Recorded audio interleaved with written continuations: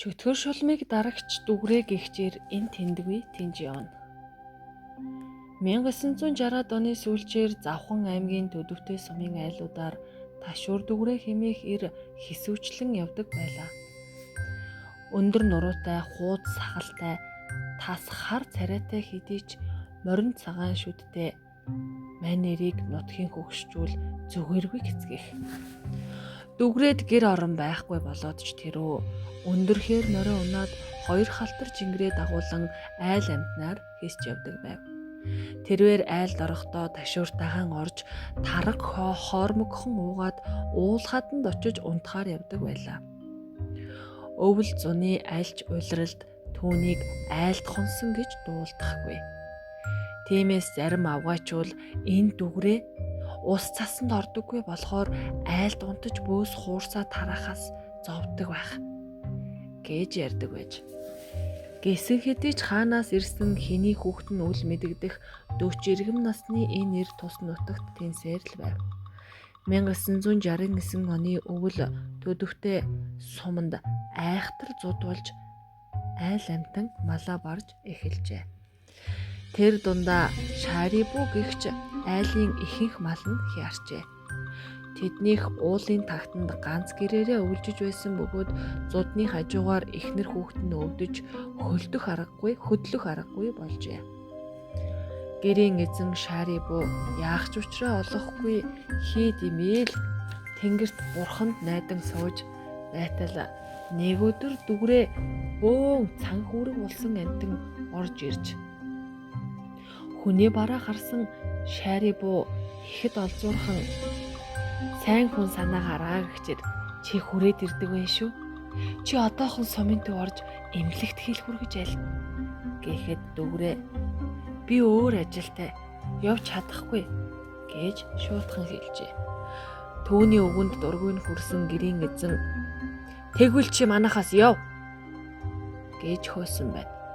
Тэгтэл дүгрээ үг дуугүй гарч явснаа хураалгатай аргалынхан дэргэд суугаад байж. Шарибу түүнийг яах гэж байгааг ойлгохгүй айж гайхах зэрэгцэн харсаар байв. Төд удалгүй гэрийн гаднаас бөөн цасан хуй хөдөлж дүгрээг бүчиж аваад юу ч харагдахгүй болжээ. Энэхүү цасан хуй хураалгатай аргалын хавцаа удаан тогтож дотроос нь ямар нэгэн амтан архих чимээ сонсогдож байлаа. Ихэд гайхсан Шарибу тийш ойртон очвол их таван хантын гэрийн хэртээ цасан хан бий болж тэр дотор дүгрээ морь хотоогоо хамт ямар нэгэн амьтантай ноцолдож буй мэт харагджээ. Шарибу гайхан эн чин одоо юу болоод байна вэ гэх зур дүгрээгийн хоёр хар нохой үсрэн орж түүнийг даран автал дээгүр нь хар нүмергний хормой дэрвэлзээд өнгөрчгөнө. Нөгөө хоёр нохой түүнийг дагсан хിവэр ийш тийш харан ямар нэгэн амтан барих гэж байгаа мэт архиралдаж байлаа. Энэ үед дүгрээгийн үсэн сэгсий ч гэсэн зогсож байснаа ташуураараа нэг хар сүүдийг ороолгоод авч. Тэгтэл эмэгтэй хүн яолох дуу гарахад нөгөө хоёр нохой тэр зүг рүү өсөрч очоод нэг бараан дүрстэй амтантай зас бужигналтуулан ноцолдож гарчээ. Удаан ноцолдсны эцэст нэг нохойных нь хүзүүнээс цус гарч цааш гасалсаар холдсон бөгөөд сүрсар хийх чимээ гарч хуй салхи шиг хар нүмерг дэвэлцсээр алга болжээ. Удалгүй юу ч болоогүй мэт нам гүн болж өвлийн илчилгүй шарнаар шаргалтаж байлаа. Шарибу саяын болсон үйл явдлыг ойлгохгүй гэсэн байдалтай амьсгаа даран алмайран зогсож байтал дүгрээ гів гинэт тулж ирээд танаа энэ буусан газар чөтгөр шулам цугладаг юм байна. Би тэднийг дарж устгалаа. Эндээс явахгүй гэжээ. Тэгээд мань хоёрыг гэрт орвол Шарибугийн эхнэр хүүхэд гадаа юун чимээ гараад байсан бэ? Нохоонууд хоорондоо зодолдоо юу? Гэцгэн өгтжээ.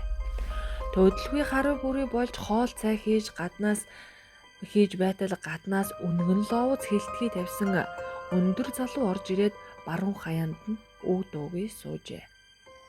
Тэгтэл дүгрээ түүн рүү өсрөн очоод заамдж аван ташуурдаж эхлэхэд Шарибу түүнийг хорж "Хөөе, чи галзуураа юу? Яагаад явуулын хүн зодоод байгаа бэ чи?" гэж хэлээд болиулжээ. Нөгөө залуугийн хамраас цус гарч эхлэхэд дүгрээгийн 2 хар нохой хаалгаар нь шурган орж ирэнгүүт ирээд түүн рүү архиран дайрч гарчээ.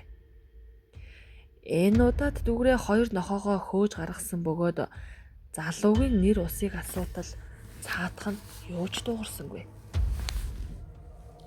Гэрт байсан хүмүүс явуулын залууг хэлгүй юм байна гэж бодцоон хоол хийж өгтөл тэр гардаж авсангүй. Харин урд нь 50-гуут дөрвөн хөллөн долоож эхэлсэн бөгөөд 2 гарынх нь оронд нохойн сарвуу зухойж байсан байна. Үүнийг харсан дүгрээ ташуураа далаахад сурн сэлэмний иршиг ялалзаж мөнөөх залууг цээж бөксөөр хуваагаад хайчгаж. Тэгтэл цээж бөкс 2 нь үстэйхаар амтан болоод гэрийн тооноор багтаж ядан гарах үед дүгрээгийн 2 хар нохой гэр дээр өсрөн гарч ирээд ноцолдож эхэлжээ. Энэ үед гэр нефт гэрэлтэж элдв амьтад нь ойртож яваа нь харагдаж Шарибугийн эхнэр хүүхэд айн сандралджээ. Гэрийн хоймор зогсож байсан дүгрээгийн ташуур сэлэн болон хувирах зуур тэрвэр яаран гадагш гарчээ. Энэ үед гэрийн гадаа сэлэм харшиж ямар нэгэн амьтан гаслан хүн ёолох чимээ гарч байгаа нь гэрт байсан хүмүүст сонсогдсоор байж. Гэрт байсан хүмүүс ч энэ үед зүгээр байсангүй зулхүү жасаан өөрсдийг мэддэг майн мэгзмээ дүнгэнт л уншицгаажээ. Үүр цайхын алдад гэрийн эзэн гадагшаа гарч харвал эргэн тойрон бөөн яс үс овоорчихсон байж. Дүгрээгийн 2 нохой улаан илэг болчихсон хүнийх бололтой чүмэгний яс мэрж хэвтжээ. Харин нохой эзэн дүгрээ байсангүй. Шарибу энэ бүхнийг хараад айн ширвэтэж гэртээ яаран ороод өглөө болтол гэрээсээ цохойсонгүй. Өглөөний нар мандсан хойно дүгрээ хурч ирээд гэрийнх нь гадаа үг дуугүй бодвч. Тэрвэр үд дундын үед сэрээд "Танайх энэ газраас хурдан нүсэн дээрдээ. Дахиад чөтгөр шулам гороолбол надад дуулгаарай" гэж хэлээд 2 нохоогоо дагуулan яваад өгсөн гэж. Үүнийг явхад гадаа юу ч болоогүй мэт ном гүм оргиж байж.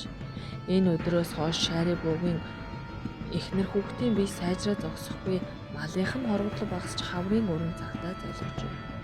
Энэхүү үлгэр шиг хачин явдлыг манай сонирхд бичиж ирүүлсэн Шарибугийн хүү Наранбаатар ярихдаа аав маань нэгэнтээ намайг 8 настай байхад дүгрээ гэдэг чойжин догшин дүртэй эр манайхаар хаяа нэг буудаг байлаа. Тэр хавийн хүүхдүүд түүнээс жигтэйхэн айдаг байсан гэж ярьдаг байсан юм.